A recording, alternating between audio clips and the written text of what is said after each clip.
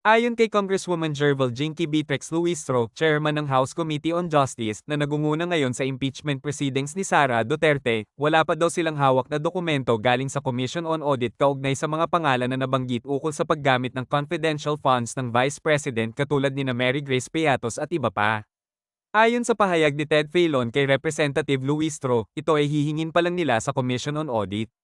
In fact, ang notice of disallowance kaugnay sa paggamit ng pondo ng Vice President na siyang ginagamit din na basis sa impeachment na ito ay subject for deliberation pa ng Commission on Audit hanggang makaabot pa ito sa Supreme Court.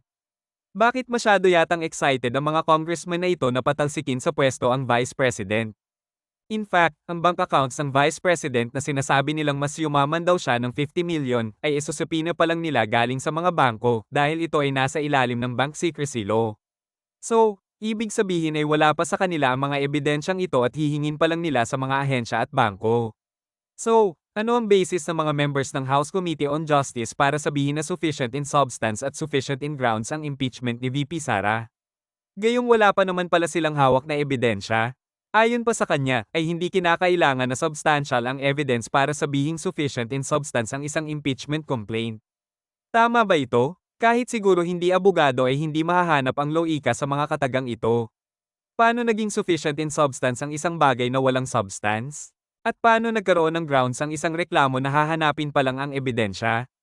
In fact, nanggaling mismo sa bibig ni Representative Luistro na gagamitin lang nila na opportunity ang impeachment na ito para puwersahin ang mga bangko na bigyan sila ng mga personal na dokumento ng Vice President.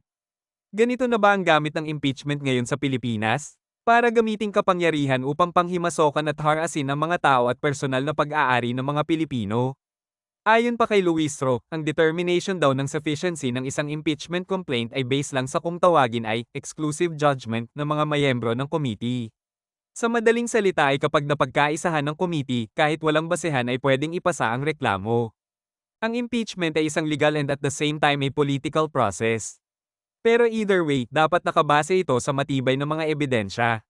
Paano tayo makakasiguro na ang impeachment complaint na ito ngayon ay purely based on evidence, kung sa determination pa lang ng grounds at substance ng reklamo na ito ay halatang hinog sa pilit lang itong ipinasa ng mga politikong halatang may mga personal na interest upang protektahan ang isang administrasyon na itinuturo ng maraming mga testigo na tumanggap ng malam-alitang pera na aabot ng halos trilyones pesos na pagmamay-ari ng taong bayan, pinakamalaki at garapal na pagnanakaw sa kaban ng bayan na naitala sa kasaysayan ng Pilipinas.